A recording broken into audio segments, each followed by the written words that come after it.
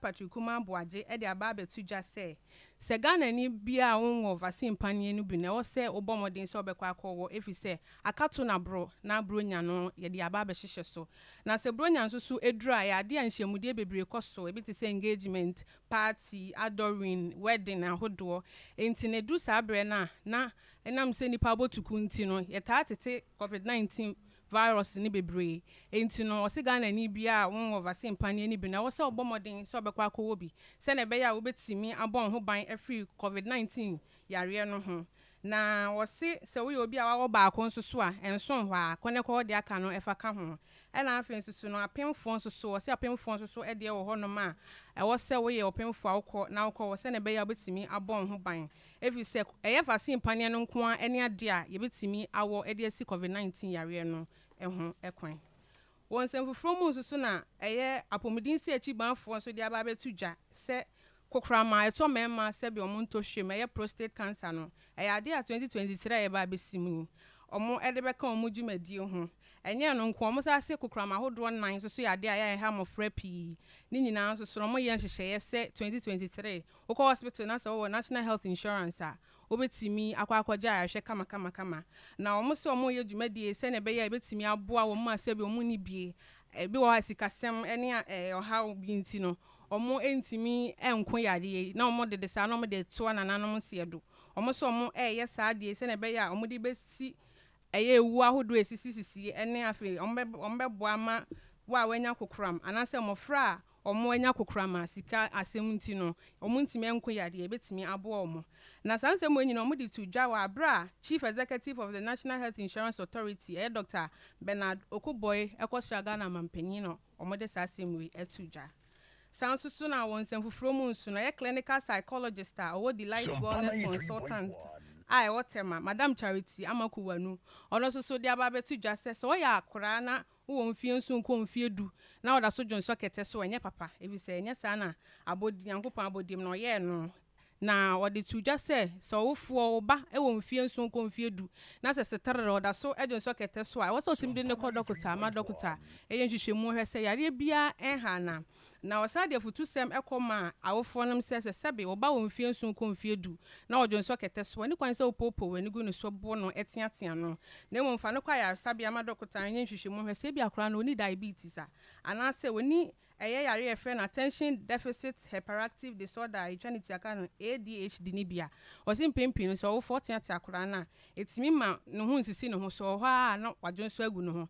na afi nso so se ebi wo no ma akwadworo so timi ka akora no ntino so akora no oda na jo a wo se utimi sorry ema ne kwadwon so na afi ba bia odwon so no se utimi di ho ni because akora bi wo no ma efi ntino okwa na ne ho yira no eno na ode sa na ode ada na odwon so agu no ho enti no so oba wo mfie nso nko mfie du na odwon so kete so a fa no ko dokota ma dokota yin hwehwemu enhwe se oni diabetes ana se attention deficit hyperactive disorder ibia se ne be ya ebetimi ama akora no odwon so kete so no watimi etwa ewie kase no asi mi ameje bre ede besom wo me afia eje wa kodie mi je mu ede amadok no de dwumedi na aka na to aso menko bajo safa mizo no to afia je wa enchen na menhwa ade bi as a combination atale no ne drink no there be misi mizo now the to so dey show wonderful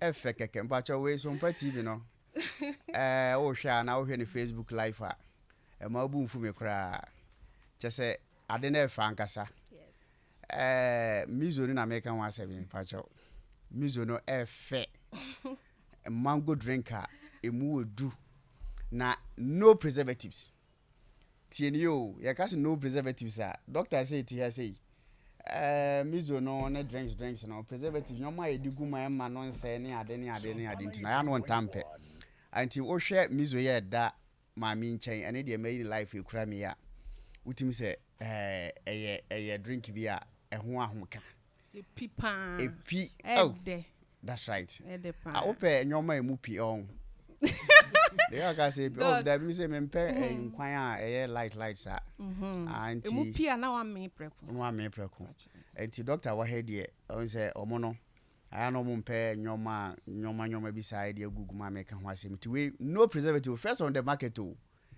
ana wo no ma wow bet say yes a complete food your friend miso we a mango version here okay we need a mixed fruit me do my doctor na what try ahwe na afei me the other me pay 5G no we say ne say ne your mercy aye no dollar ne ba from the best so ahoden na me ma yukura na aba from nti no me ya me 5G say ya na me dia boso otimi say 5G no so ye enwoma mo de ya ye friend 5G nyoma gen 5 ye de ye no e guarana jensen me ka jensen doctor abehwebenim so ye nyina ye nim jensen da me nim arekwati ya me ka jensen e so sheda ehwebenim anyway doctor ware nchesa ana jensen san wo 5G drink webo ti anya wanwa ana yesa wo green tea green tea dia we nipa da sani bia ho na enye se 5G kura asem kura wo hu green tea bia so to be because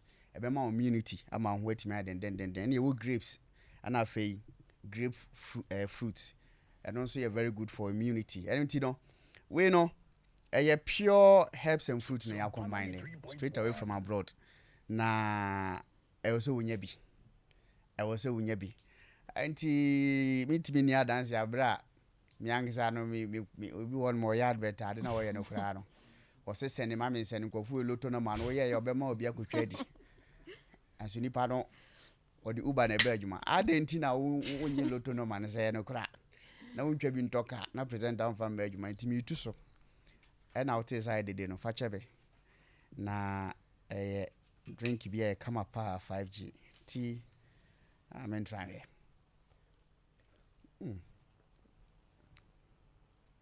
ase wote jensen no say na mo minim Sompa 93.1 wote na wote grapefruit no ana green tea no mami nko afia nchen ono mi se na ndro se dabe ono no bi wo de na ono me no pa chominum miso no emu de minum mixed fruit no and no minum mango no okay and it was nice okay what on na kama na we for we the manager na chiche mai se na be ya dance enti no kama na enyenyu nso so minum drink bo am se enyenyu na nzi minum sa ba we the enyenyu nso minum me di bread ma me feel okay in fact miso no na se na efia ne picture ne da so etie no serious o nye se bia me ha mani prostate cancer ne de be but ade pan so ho ama me nka ho asem obi say I would delay time crowd do asebo ntino ubenya wo 5G ukwa so per 5G wo de meka say bia wo wabre watoba ha kura anya fe na ubetieti wa ukwa na wa yosase wo per cross utras na yesi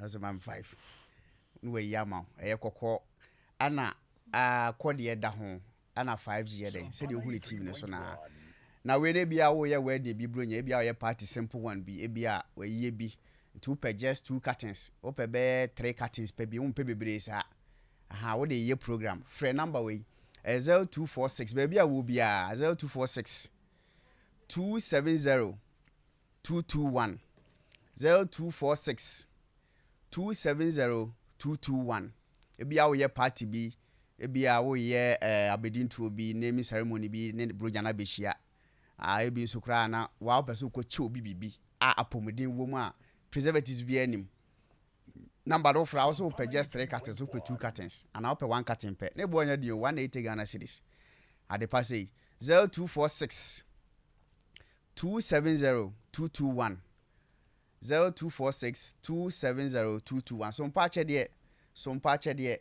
nyankopon ya adoma ukwada we ya na ekunafo ni nyanka on beturo mudin se yenye omomoa no time na du o say last week amanfo omonam healing point so send omuska na nya asem ketwa phone wo hefa na me bebobo na omo be send wo so mpadin mu me bebobo ni nyina na last ene pa ho a ukwada ya chiche nyoma no de amomo me se endra me wa ha na sebio widow kunafo a omo ye for from oboase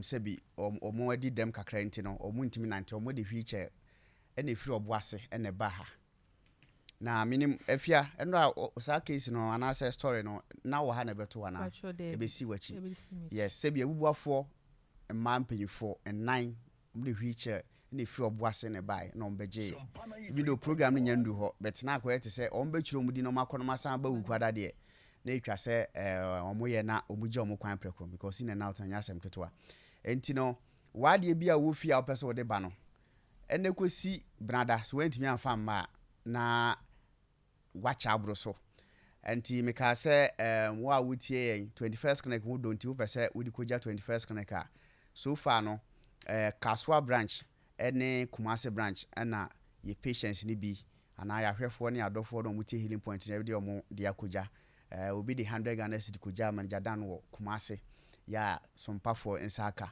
enti enkachi ebia we ni first time a wutie a ye ma kunafo ene nyanka nso so ene atimi age wo bosumwe mu okuma kokko na wo twene sere ne fa wanum se na be ya yintwa wo no na wo nso so ama obi nso so ene age bi nkwa wene gi a emboa na ewisia ne nyanka ne akunafo na ya na o masem no emobo na wo hwe se de economy ni mu aya enti wo de kakra bi a obetimi asene ne mobile money number na da screen so no na wo ya na wabɔ mpa ya gu so se de bible kan ya no wanya ma akunafo no wanya ma me so enti bomoden ma obi nso ene nje 50 Ghana cedi asende say 100 Ghana cedi asende de wo bia no obetimi asende 1 Ghana cedi kura no na wo ana wasende a yakopon behwe so na wahirawo 059 855 9802 059 855 9802 059 bajo chro pa wo send e din ebeba no tara one media number ne 059 855 9802 059 855 9802 bajo send e din ebeba no tara one media obo mpa eguso a na afei wo de abase bibia nso na wo a wo de beba aduane bia mo ntale ne bibia wo de ba Sompa sunyane anase Sompa Kumasi a onsa betimi ayeden aka ye nsa betimi aka na onso Nyankopon afa so ayewa kumaso ade e de amawo ene ye behwe prostate cancer ya ye prostate enlargement wa doctor ansa na beye ana oja prostate cancer no na mekɔhwu video no by kind case of na na ya bo ahe lawyer Fabia FM on na de send him say doctor uboni o wasem na waka aka no ana obidi atoso no no ntino ekoba ne sana je say wo say yenso yetimi ba na ye be ye hu awareness kakra at least enipa mpempem a wo mutie healing point no emu be 50 kura fa so ko hospital kai omo no ko hospital ko ye check up no mu ye free a eye wo ko ye check up na hu ni ntem a ebetimi aboa ama yare no ye tu hu anama say de KSM kan nti ba jo video no ready a obema video no aba ansa na beba no de wo share matale eye BJ design wo hwe said de opamwe wasade yi kokko bi ahye ha na enya asem ketwa ana odi kente ohun ha odi kente ankasa nso ato ham sia kama we ne mede ko obi wedding no ntie bia wo nso wa na we wedding anasa okọ program bia obetimi ama BJ designs apa matale de amawo na mekas papa no baby a wo bia de answer the picture e be send no de hanso be gina ho wo tran ho na the picture ne send no pam ne se de wote wo na de ba me frɛ radio de so kra kase bia ma se si form 0243 203144 eno ye de opam atale no 0243 203144 0243 203144 school fees yanko for KSM.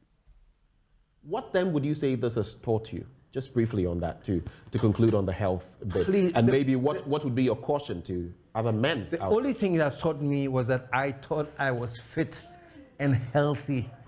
But my checkups made me realize that, yes, I was fit, but I wasn't healthy. I had a health crisis. So to cut a long story short, I did my biopsy when I went to see her in the US, and then we had a meeting with the doctor, and the doctor says, yes, we have done the biopsy. Not only do you have an enlarged prostate, but you do have cancer. I said, wow. Really? Yes. And here's the thing that I really felt it was important for me to come here, Benjamin. I didn't have any symptoms. Nothing. Nothing. I go for my No walks. tiredness. No tiredness. No lack of appetite. No lack of nothing like that. appetite, no blood in stool, no blood in urine, no painful ejaculation. All of this is supposed to be. Did it affect your libido? No! Your libido wasn't I affected. was good. Hey, Masa. You know, so I wasn't worried about anything. But when I went for the biopsy and the test results came, they said, no, it doesn't look good. So this is going for all black men, especially, Charlie. If you are listening to us right now, you are above the age of 30, especially above 40. Please go and do your PSA checks. Please. Very, very important. You may not feel anything. And Benjamin, what I realized was that there's a difference between difference between being fit and being healthy. Yeah. You know, I'm a fit guy. I go for my walks. Every day then I'll do even the Bree Mountain. And I am fit. Oops, I'm sorry.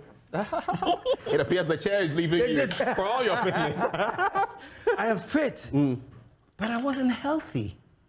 And there's a stark difference between that. There's a certain, so you can be fit, your vitals can be good and everything, but maybe you have a kidney problem that you're not aware of. Maybe there's something going with the liver that you're not aware of. And only checkups, please, only checkups can help you find these things out. What then would you say this has taught you? Just briefly on that to conclude on the health bit. Please, and maybe what would be your caution to other men? The only thing that taught me was that I thought I was fit and healthy, but my checkups made me realize that yes, I was fit, but I wasn't healthy. I had a health crisis.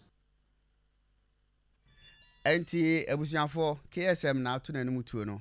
So to cut the long story short, I did my wonim say we fit and healthy ni nyina no ye nkomodi a ekobai because of say prostate cancer okoye test a otimi hu ye no eno nana ama no ho adwuni say sa oti wonyina no na oni apomuden. Healing Point listeners and viewers as usual. Yade mobile money number ne to ya no.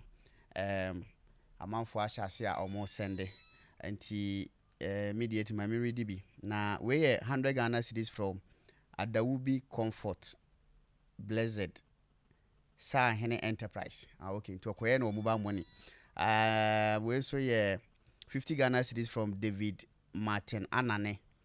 Ono so edene de abase emfa moa nyanka ene ekunafo no we so 50 Ghana cedis from Jennifer Atanje. Ono so de aba reference we no Sompa.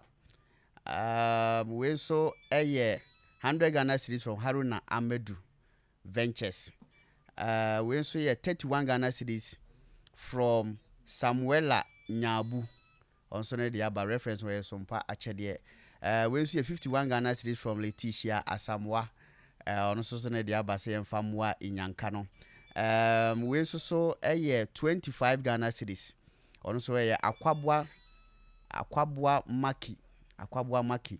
Baby a wo bia no betimi asende we dia ba na ye dia ka ho ne Yankopon ya adoma wukwada. Ekunafo ne enyanka no. Se na nka wo ha pa wo ha mse ndra.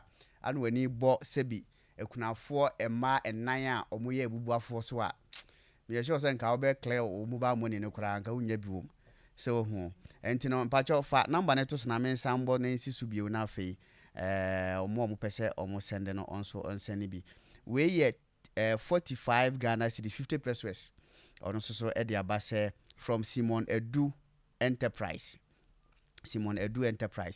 Andrews Ade enso e de 70 Ghana cedis. Ana we so Nobo Kwabna Hoke 1 cedi 50 Ghana pesos. The owo bia no obetimi asende dia ba. We 100 Ghana cedi receive from Alex Kwache. But your number now obesende na e the screen so no. Obetimi asende dia obesende bia na e dia ka ho amanfo adi nkan e bi dada. Ebi san ho a obetimi aye amaba bi ko nipa abetwiro mudi no enye asem ketwa. 20 Ghana cedis from Matilda Jemfi. Ono so edene de aba. Ana we 51 Ghana cedis from Poku Angela. 059 855-9802. Me ma call doctor on was sending this year no makan e wa ha life. Why da kora obetimi asan ye bio. E pokra se nsu togum. 059-855-9802. 059-855-9802. 059-855-9802. 059-855-9802. 059-855-9802. 059-855-9802. Edi abeba no ayetara one media. Koswa na sende me bepon a mebobo messages ni bi so ansana yetimi free. Ahoma doctor mamu akwaba na mfamra healing point so. Okay, major also.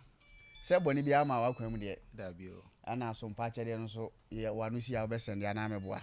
The best send pa. Okay.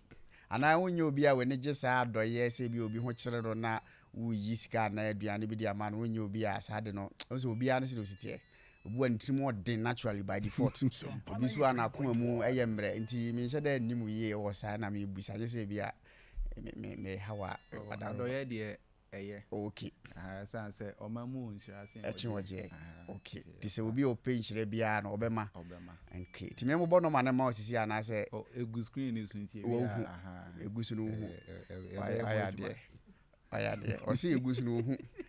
Ti nya fe na me bo ama na ase adaje na obeye prostate cancer awareness. Doctor, you can say prostate ankasa ma meet ya on say man do omo ma himfie na yi na omo nkan omo frantoma what ya no obo tohwe na ase me hwe no. Doctor adindra ani hu kra o omutimi bo ni pain but adis kra obo so kra wrong. Prostate na nya tohwe so what ya say prostate na ya de foforo me no kra no say oboti ni ha me say the way amusi boy ye nyoma no so pain sa na na ha me go home. The doctor prostate no say the twi ho adbe ma na say kire prostate na nkasa no ba bia woni ade se nya ne twi di mpo na obetima kire na yehu prostate na ebe ka ho asem. Okay. Prostate na nkasa de menhye da en kam ya across ni twi din. Aha, but prostate any mm. Ya de a ewo mm pe. Okay. Aha, nti se obi prostate ebe ye kese ne no anase ye nkomoni nyina be gina ma obema bia enye se obi a onfie ekwa animu nko a but obema bia na ye ka se prostate na nkasa no eye eti se pair bi sa no aha se fa pair a normal pair yi bi no aha sa na ni shape no ye den etie na eda wadwunso twa na ase. Okay. Edi juma bebre ebi ne den be mienu miensa bi yem prostate na nkasa no se obema before ne se ohunsuo ebetimi aba bonten no se prostate na egi se ejuma. Okay. Enti se unya ohaw bi ewo prostate mu a enya de a ohunsuo betimi aba bonten. Okay. Aha, na aside that nso no se obema enso so ne oba edi enhyiamu nso a eno nso na eboa ma wadwunso twa no eklusi sene ebe ya be ma hu nsuo ne betimi aba. Aha, nti ya de a aise no ye organ bi anu eboa empemu agudi no mo. Nti mostly na no betimi aka say almost 50% weakness. Aha, in bed mema o ma ye mre nyina wo mpemu no more than 50% na your prostate issues. Okay. Na ye wo mu bebre. Okay. Ye wo say infections bi betimi ama o prostate no chima bi abam na o prostate na nkasa cells no anase nkwamwa na e wo prostate yin ho no etimi enyi okwan bi so aha ema enu nso timi ye kese. Okay. Eno na dodo na ye ka no enlargement no ene cancer ya ye be kan wasem. Okay. Anti ye da sese watimi a kire se na prostate net na ye se efiati oni prostate da bi oni prostate nti nkomo aye di o se wote wo no bia da chi bi wo de be bo ani ku ene be ma na nya mfa so ye sa de anka prostate di oni bi da bi oni bi mo yenhwe ehefo ena etimi nya prostate cancer no. Okay. Metimi aka say prostate cancer no from 30 years and above. Okay. Obia betimi prone to. And normally na nkasa no below 13 so obetimi enya. Okay. Because ye ban a courses now. Idea utimi mame and I say papa etimi they say young fan is a papa. And I say mame ye can't say DNA now you be coming into details kakra and no you beat me up passes a prostate cancer and gasa the amount. Okay. And umfie ni kwa ni mo a shall say amount say science ma and nothing na ye can say o papa bi enya prostate cancer and I say unwe bi enya prostate cancer and no so ya dia e betimi approve ama wanya say prostate cancer. Okay. Na mebo prostate cancer no ewo sa early signs and symptoms e was ye dia ni to so ama ye betimi de ho ato so ana say most likely say more symptoms be said ye see wo KSM abrabo mu ana. Okay. Ye cancer prostate cancer no and then me pese me clear say misconception we kakra. Misconception and all the battery man na say ebi mo enchechire mu no etimi ka say yare we say wan hwa ebe edane akwakoye say yare we. Okay. Na say ansem bia obi o mo say unya gonorrhea na say wentimi anu madu anso anu ebe dane syphilis ebe kakra na dane HIV.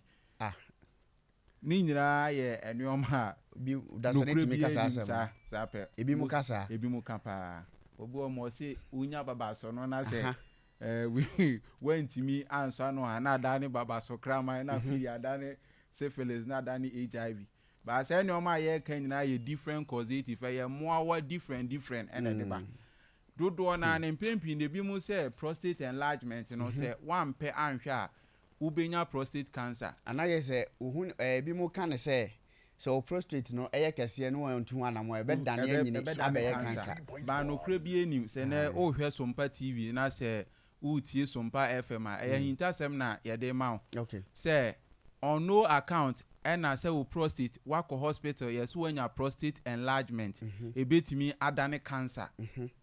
Say ebetimi a okay then it means say na cancer ne wo ho. Okay. It yemfa ne say video na ye bo sesi ano. Yeah.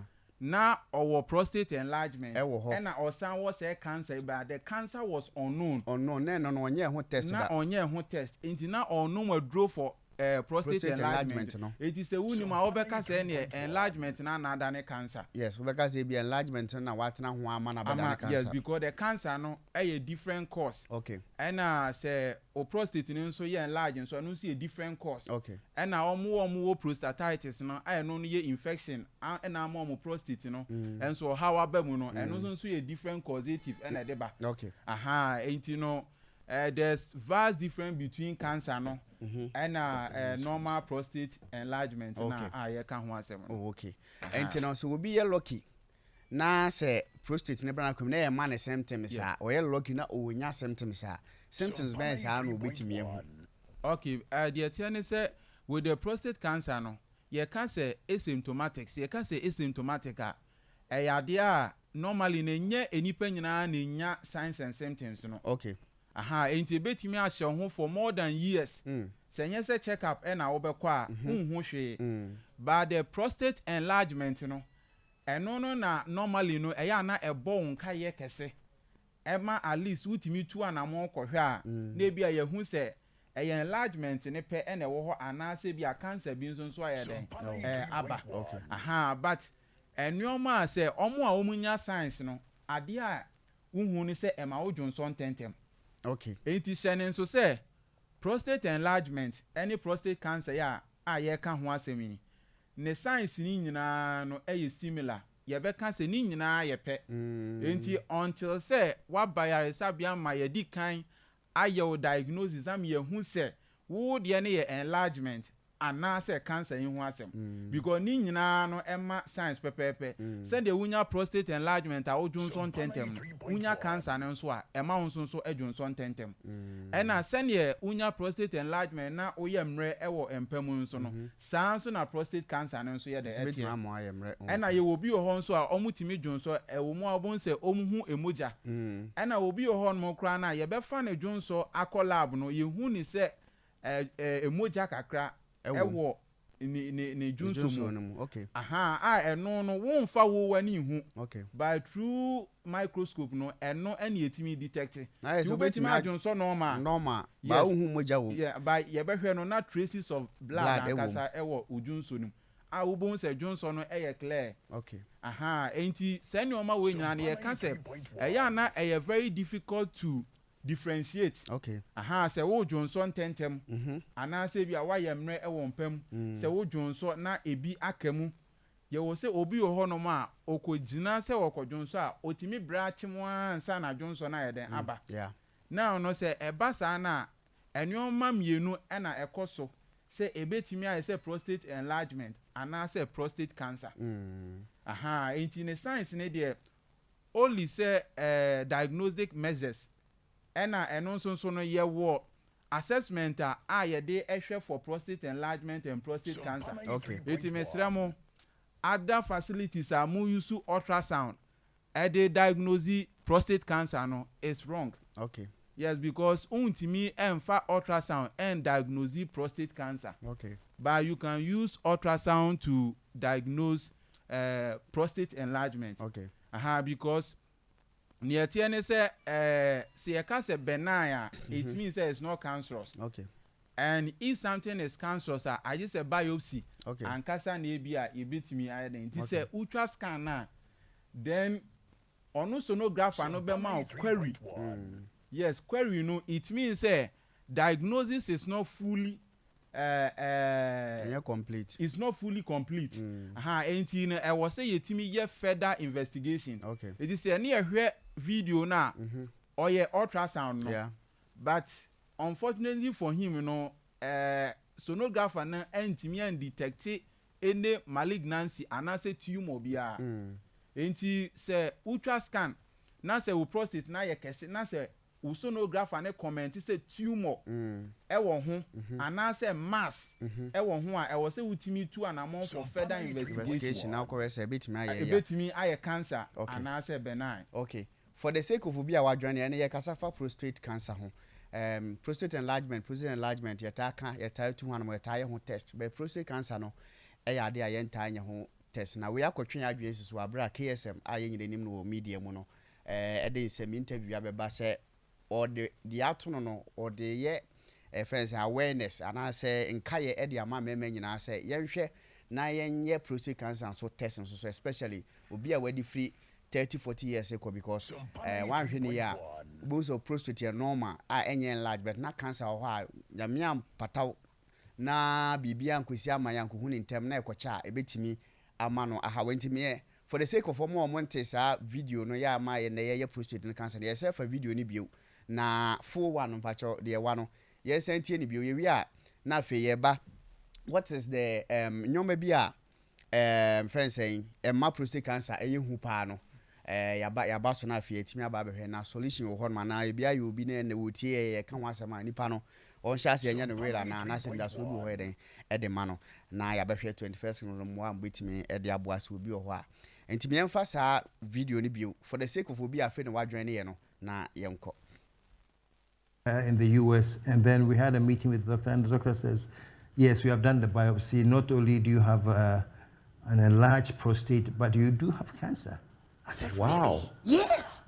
And here's the thing that I really felt it was important for me to come here, Benjamin. I didn't have any symptoms. Nothing. Nothing. I go for my walks. No tiredness. No tiredness. No lack of appetite. No lack of appetite. No blood in stool. No blood in urine. No painful ejaculation. All of this is supposed to be. Did it affect your libido? No. Your libido wasn't affected. I was good. Hey, Masa. You know. So, Hano, contrary to the symptoms now we can say. Prostate cancer no eba etimi affect be ma wa ho ade wo mpam no KSM kase wono no na ho ade wo mpam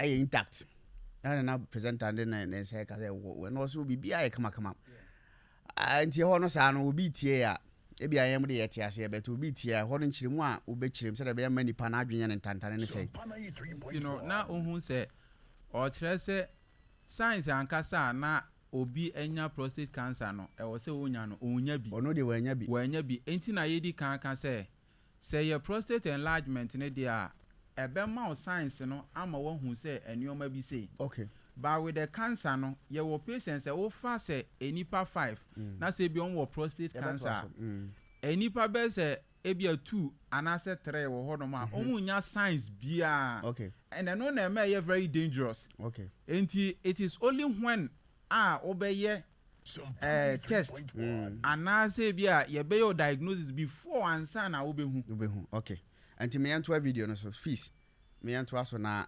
I wasn't worried about anything, but when I went for the biopsy and the test results came, they said, no, it doesn't look good. So this is going for all black men, especially, Charlie. If you are listening to us right now, you are above the age of 30, especially above 40, please go and do your PSA checks. Please. Very, very important. You may not feel anything. And Benjamin, what I realized was that there's a difference between difference between being fit and being healthy. All right. I know know the what me born out to pepe dia ma. Na ye pa semetiasi ansa na men wen wie no bi de born ababeto mai madaka so. Enti doctor, sisi ye ka say memma yetie nyina ye convince. Yeah. Say it was a prostate cancer test, not just enlargement. Enlargement in the year. Me are very aware that 21st year prostate cancer test where you are working on. And the other chain will be about 21st or be a prostate cancer test. I be honum. Send your bayer now will be to be a baby because your platform you create healing points, radio stage be brain efa. Yenchia sources FM form of Fabia FM Kranza.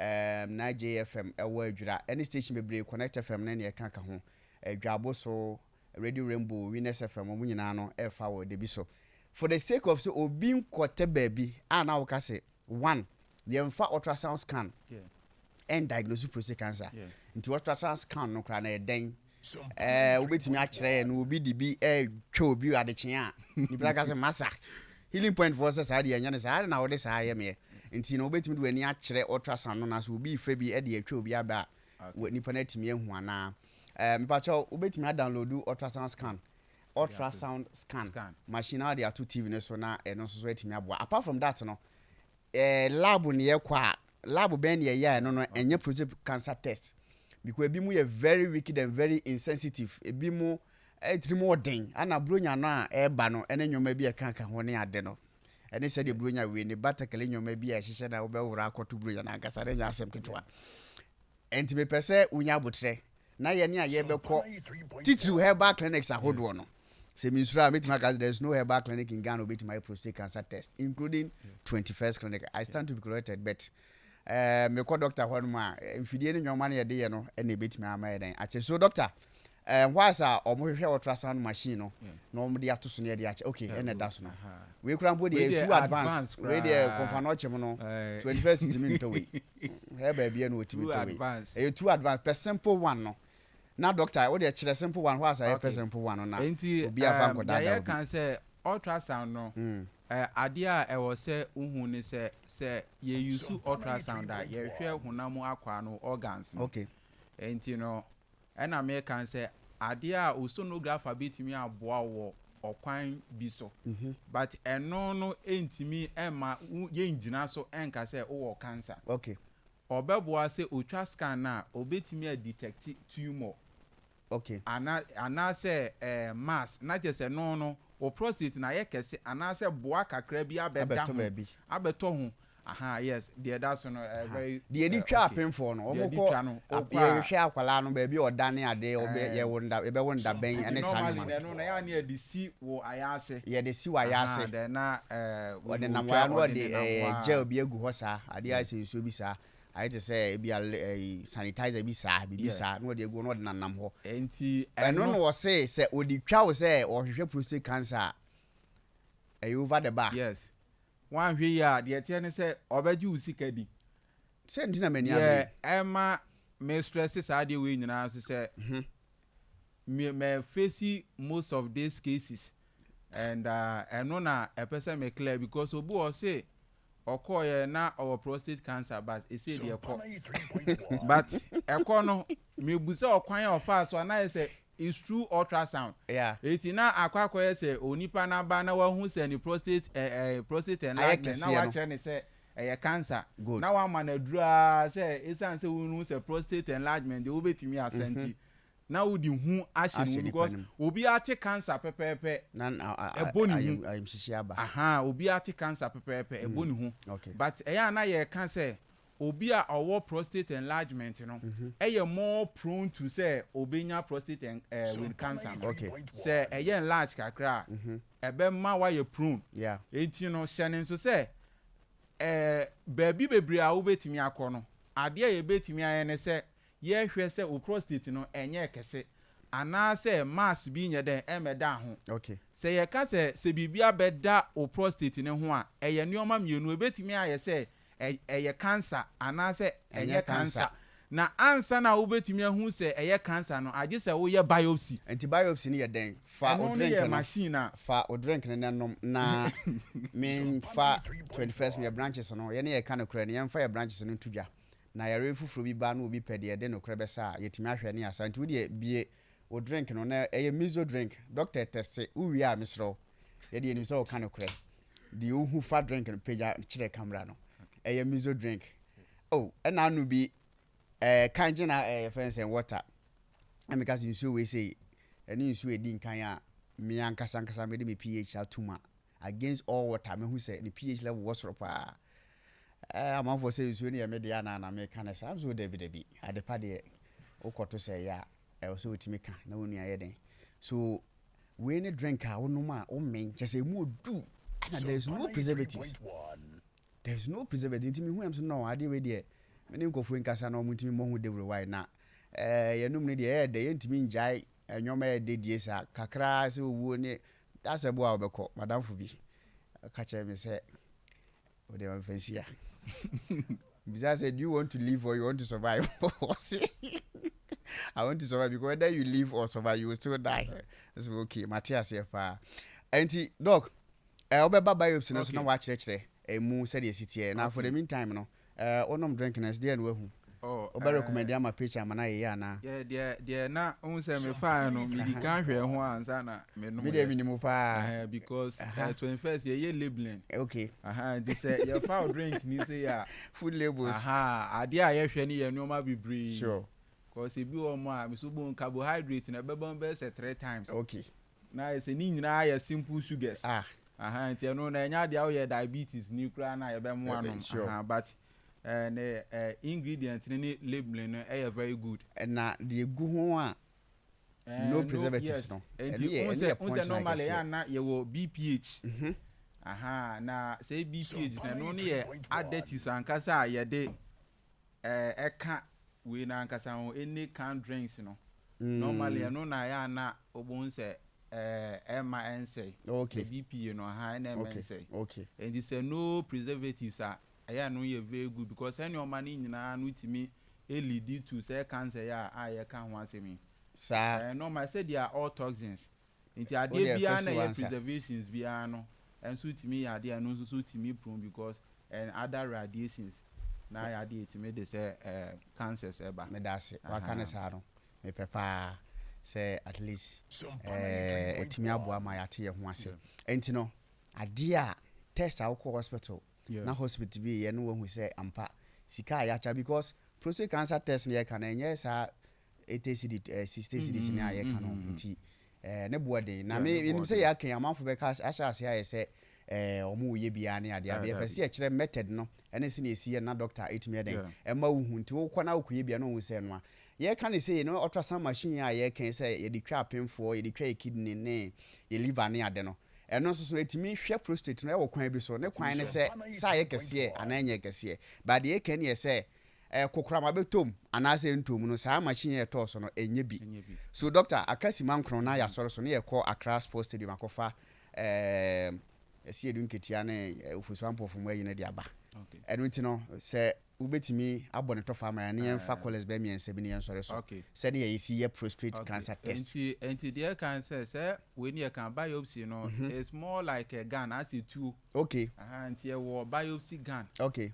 Ankasa Okay. no na we normally on rectal. Okay. Afa so mo de examine o prostate no. ɛdɛ borɔfo nko ano aka ayɛ na mempɛ ne saa so nti Okay. rectal no mante asɛ ɛna Enti no on say before na ankasa ye betima your prostate test no. cancer test no Cancer test no. No machines bi ankasa yetimi e de fa auto. okay Normal say unlike the normal one ankasa ye de hwe say aye kese na ye de fa wafu so no. nice way na I to say more of surgical in the nature na say I to say ɛnyɛ simple say ye fa moja keke ne akohwe mu ana There be ye wo on say ankasa scan ankasa e ma okay e ma ankasa si etwa ma scan na 93.1. yetimi e de bi gel na ye de efifa normal one ankasa no ene ye wo bi wo ho nso a utimi de hye na se. okay Yes, same way no na same way na biopsy say na tie.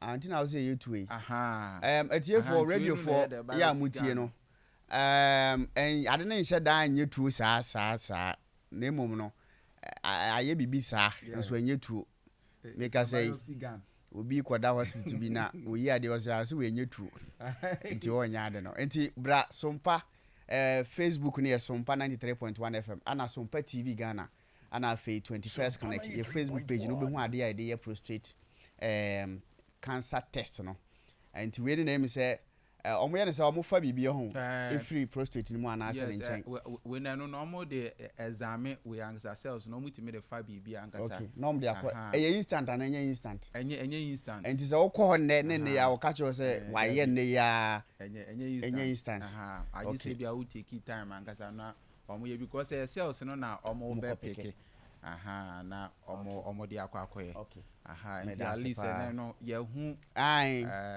differences yeah obi ntimi nko clinic kitu bia nko kaso akọ we saa enye better saa but the 21st clinic ye betimi ayama on say say over any prostate enlargement issue bia and I say infection ankasa about prostate mo o Johnson tentem mo watin kan ba form o mema yem nso aba form se ojo nso ana ebi akam eno no de wo ba ye betimi aden ahwe eno ye enlargement ye betwa ma wo send the size ne tie no ye be ya ma ena ye obi nso lab nso ye do be call lab nso ne akọhwe wo PS se ne ye video na obo aba PS nti ni nyina no nso ya ne ye de check cells no enkwamo na ye de ewo ho no eno nso no se e kosoro a etimi ema ye hu ne se cancer ni betimi aden asset in enti na wo se utimi aden etu anamon for the sake of our mutie obi wo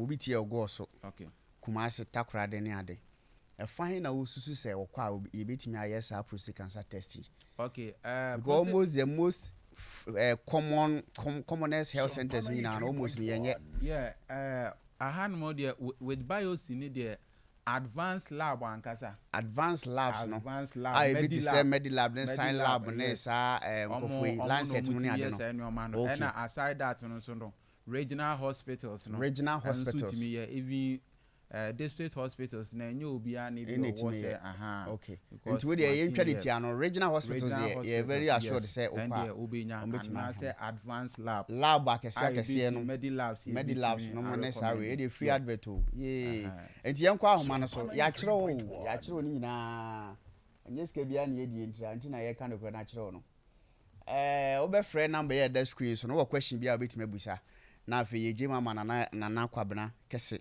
no de wako Accra Sports Stadium de NDC abato no ehun nsema yeden aba politicians ne de omo ana edi oman na wuo both MPP ne NDC no ba wo ye den wan na wokofa na bet no be omo a nti ye beso omo so sa number bit me afra ba so no ye 0551931931 0551931931 na 0548931931 0548931931 yemfa be 5 callers pe na yenje mu ma politicians no na yehu debe pa che odi be bia okaza free But I'm doing the mission because of the goals. Okay, but you. But I'm present because that's regular sex or masturbation everything lead to prostate cancer. Me but you doctor how be ya no dia man. But you di baby agaza free. Me but you di baby agaza free. Ko free dia but you. No, I'm a test visa. I'm but you. I was in Medina. Oh, okay. Okay. Now, I'm making come on, Okay, doctor how obi ya no e dia man. But you di baby agaza free.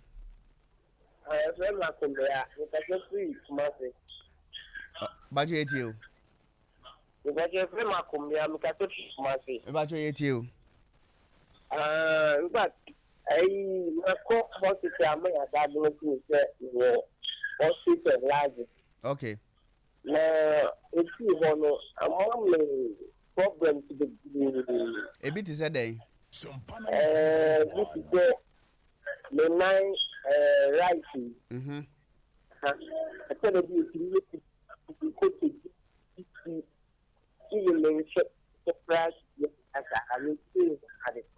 okay, Doctor B and Wama na baby what the same thing na me dey me sure sir. But you did baby akasa free. Hello, Bacha Wabaso. Oh, who was Bacha Akasa? Hello. Bacha did baby akasa free. Okay, for last one. But you did baby agaze free. Hello. Yeah, I'm Patrick calling from Texas. Okay. Yes, sir. Please, I wanted to find out if you have been hearing some sensations from your penis. What is the sign? You are not sick, but you wake up and then without doing anything and you are feeling that kind of sensation. Okay. So what is the sign for? What is the cause? Possible cause, right? Yeah, the cause. Yes, the cause. Okay, sensation. So, doctor, be taking note of that. Nothing. I think it's questions nearby. You'll be 2 minutes per. Okay. And quickly, no, the Eddie answer no. The Obusa say about say frequent sex and kasa it me a cause way. It's no. And only moment rather no. It me ma reduce you from getting cancer. Into your bema or pet sex be brain ya there. It me reduce you at your risk of getting cancer. Prostate cancer. And you know, Caribbean near come. Sompa 93.1. That's the fees more. And you know, Caribbean near cancer. And no, they are there. We know, ain't me my own cancer. And the other one, so I can't want some now or can about sensation. Yeah. Last call. Normally, I will see it to me assessing the urethra. Okay. It's almost more than burning. Urethra near then. What are you? And only a jun so cha. It's inflammation and say crobia and casabet me up and a jun so training. And when they bet me, I'm just try you bladder. I just try bladder. Urethra near Johnson Pine. No, draw burning. Okay. It's a crobby bet me up bad draw burning. Okay. And a bet me up that sensation. Okay. And now say prostate enlargement, and I say prostatitis. But normally no boa or any age no enquiring. Okay. Be a bit my previous infections be affected na Junso Quino. Okay. It's almost more than do or battery first clinic. And they beat me one time. About the MGD, but I will be so the prostate cancer by my cousin more. Oh, that be. Okay. Fantastic. And now, quite a big very important. I will say. Of course, we are diagnosing with prostate enlargement. Yeah. Fine. But no, you know, the problem be brabreno. Yeah, problem be a say the 980 near day. And I say, me when say on later, me name the overcome. Because who on my diagnosis be now you're a be bar. No, what this I have for now, but I'm saying you know, sign the Edding kind of boss watcher. To me, name said, I don't know, we see who's asked. We know say affected the 9 back or they are a in relation. To the prostate. Yes, okay. Because on say prostate, baby a prostate in a war no. Enya kese pepepe e be put pressure and kasa on the sacral nerve no. Ye was say otumpo no. Hormone na say sacral nerve no ye there wo. Enti pressure and kasa baso a and once in so sacral nerve no pressure to so pepe then it means we know at the pressure and kasabema or nine no senior can say sciatica na ye kan ho asem na ye different conditions and kasa na etimi ye den epron e say obi a owo enlargement no na ne size no esompa no etimi compress ne sacral nerve no then after the man sciatica anti bebre na ho no ma they have prostate no and a secondary are affected nerve no as complication. Doctor, nyeme nya adwen say research na mo ye fa sciatica na say mutimi edoso why because as almost Arabia no mrebi ebe she bia utimi didi ma no ebe wie sciatica because the last time typhoid onu na ma na wie no o dem ma no si de yese bia menyi di o meji di pa ana prostate so ada no so yare bia se so saa so emise no so wie ya ntina ma sciatica na ese the more na uko bibi no the more na we say no ma like enoma bia etime na de bia na ye de ba bia no when you prove yes because you be ma rational na nkasa okay and we are saying say unya enlarged prostate e be compress your sacral nerves no and that is where the sacral part no of your spine no no o three sciatic nerve no ye den wo automatically e be compressing no obenya sciatica. Okay. Doctor, wa been do na wa me yesu anwoma me nsa bi do e besua baako na Nyankopon hira onye okese na 21st kaneka ho na yiri nyina edi adwuma free no say ye na di program bra won me wo 21st kaneka ana doctor no so 21st no ma me we de woni 21st kaneka obi said the omde to wo say wo ye adwuma ho no sanity madaroma o yensem chironi a wo Sompa nti no wa hye no so saa wo chena nko debi asemti na me fa 21st kan ye number the amount doctor me pese on wo kire akra na wa ye adwuma chepan se na wo bakumase okay me pese wo kire 21st kan ye branch mi nu miensa bi e wa akra okay because ye dem the life for akra for hwe pa nti wo akra no 21st clinic ye wo East Legon okay American House okay adjacent to Mini Melcom okay to the unya do American House na obusa 21st clinic a obi abetro enkwai dan na ye green wo East Legon ho enope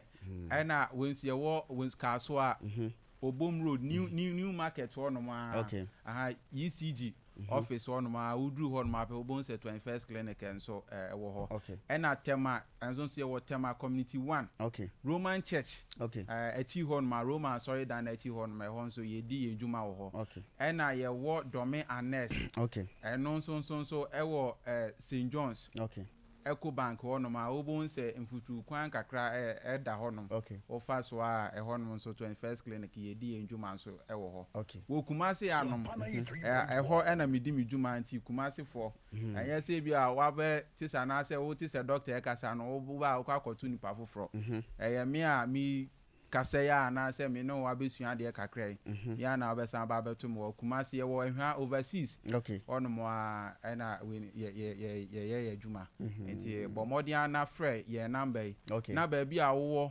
na ya moso no ye betimi so aboa wo kwan bebre so okay enti frɛ number 0540 311 311 okay 0540 311 311 okay manager the abase still na 21st can ye promotion here ne say December say the nyomasi awe ataso na wo hwe January so say the bosom na esi wana yare kan wo sa bosom we ahwe a usika sem ne so kakra waso be hye enti no dia ne say ye chemu miensa eka bia wo ba wo bodadana na say eka bia enne a edin kan a wo bai wo be bo 21st can say lab say card say massage say dro ye chemu miensa na ye de bako ama wo se bro nyanti ma say 300 Ghana cedis a 3 million a ubetua 2 million instead of 300 Ghana cedis no across your branches ni nyina anti dwabo so your radio rainbow dinachi they be your market na se ho abrekum ye ne Crest FM no ba bi fa ko go so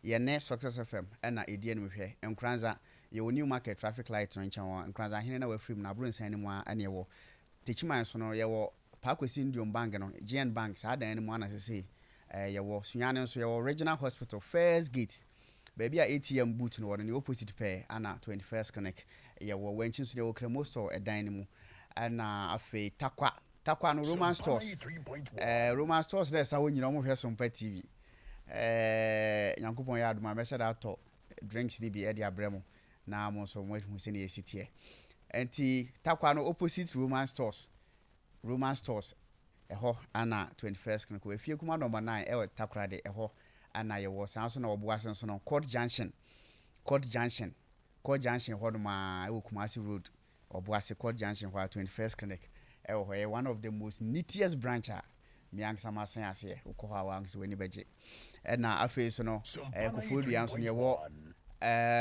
O Grain opposite O Grain yɛ nkane asogyafoɔ no mo canteen baabi a na asogyafoɔ no mo canteen wɔ no frɛ hɔ O Grain opposite a na 21st Clinic wɔ saa nso ɛna nkɔkɔ nso no yɛwɔ Atani Stadium main gate hɔ a yɛwɔ hɔ nom yɛsɔre so na Nana Kwabena kɛse ɛde akɔ Accra Sports Stadium de politician no ɔmo nyɔma na brɛ wɔ no na kyɛ sɛ Sompa akyɛdeɛ no egusu a yɛde ma Nyankopɔn yɛ adom ɛbrɛ de ya wonfa ɛma ya na wonsɛ ne wode a na kyɛ sɛ brɛ na wie do because wukwada ɛne ya woda no yɛbɛkyɛ nyɔma no nyina nipa register na ebru 2000 both Sompa Sunyane Sompa Kumase ɛnti baabi a obi a wɔ Accra wo hu kwan ade befa so a se mobile money number na da so no send e din e beba na ye company ni din no 1 media wo send a saa number na wo de send a wo de wo de beba bia no e beba be ka Sompa nsa sen so ade bia ya akyede na opese bia atale a mo ni bibia na winim 21st Clinic branch bia wo de koja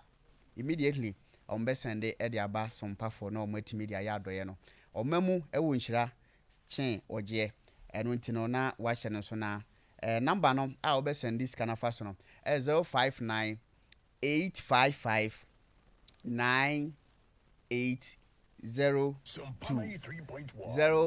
059 855 9802 Victoria JB asend 50 Ghana cedis Victoria JB 50 Ghana cedis we so Jimaima Ado 31 Ghana cedis ono so asend de aba 50 Ghana cedis we free George Donko we so Tebi Kwesi so asend 51 Ghana cedis we so 80 Ghana cedis from Patrick Kumewu on so asend we healing point for adofo na send sa sika we nyina se emfanya adoye emfama eye ekunafo ene enyanka eno nti bia a wo bia nso betima send wo de na yetimi de aya adoye no e de ama ekunafo no we ye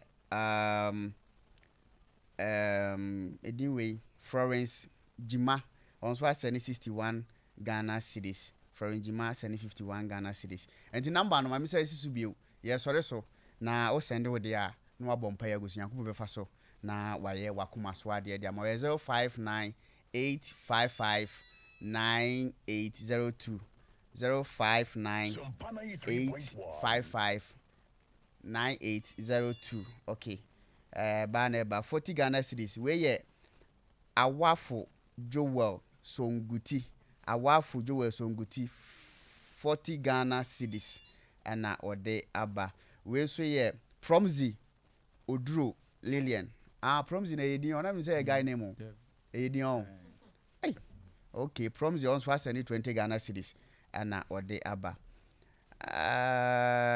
we so Emmanuel Dako 80 Ghana cedis they will be no send there obi enu a obedi ajanka na ase kuna fo sikada na no me beba so no beti magina wo de ba ye de bekọ na ye de akwa akomo mpacho me twen kwabna kese na waba bejim na matimi asore so Juliet Buachi Tewia onso asene ne de e de aba Constant Techua Stacey 95 Enterprise okay onso asene ne de e de aba 20 Ghana 50 pesos every Georgina Ama Sapon Ventures okay enti ukọ mobile money for no ho muso betimi asende ama wo phone so a obetimi asende eyamo eyanwa eye bibia obetimi de aba Sompa Sunyane Sompa Kumase na yetimi ede ama ekunafo de wo bia no obetimi asende ede aba 059 855 9802 059 855 9802 059 855 9802. Politicians dey na me kan no omo ana oman ne dey be show omo nsa mutimi fan share so fon nsa ma obi akra mpene enti omo ana dey be show omo nsa enti omu di omutumi a ne abo omo na ansa na me so no eto na omo je no ya so omo dey be ya ade dey ama oman no omo dey ma oman ne dey ne omu ni asem omo amfa anya ma oman no so a ye dey dey ne be kan ye dey hwia be kan e be ja omo nyankopon ti ye kwa Accra Sports Stadium the last month to the last 2 months na MPP for no kwayo omo dey na what a shock ba mi enim dey be si NDC we mu dey nanso mame mo we ma so fu we e wa asem de ma eto mesi eto me pato ya friend me mesi eto ye eye na esasa me woji me to yes woji me to say wodi to nko gudi be futuo ana me ka cha sasa wuri nyansa gidi to a na de ku futuo mu a ye ko futuo no to dabi yan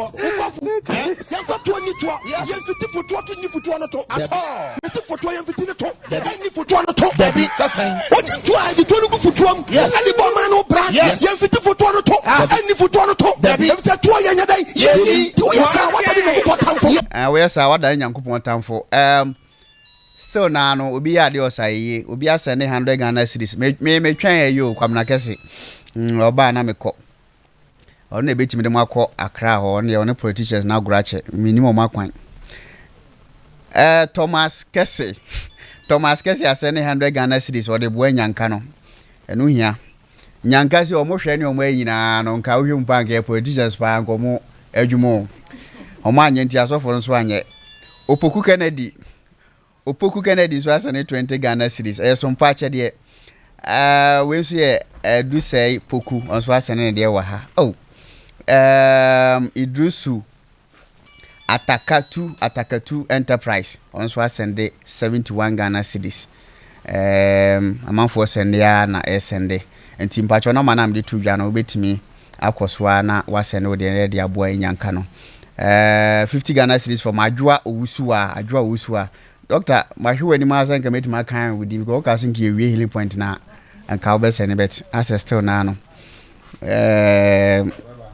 ebeba wakane sada me jiwidi pa Prince Duanso asene ne de 51 Ghana cedis Techi Yabua Matthias Jimaima Enterprise onso asene ne de 51 cedis 50 pesos my idea pa me fa no ma ntu dwa last one na me nsore so yankopon ya adoma brother we ya oni twato nti wo eska bia besende a na wasene ne de aye ekunafo ne nyanka no adoye pa na me se ndra mi hwese ne ebubuafo 9 ifiri obuase ede hwiche pa so mo ba betwiro mudin na dane du o masa abeje na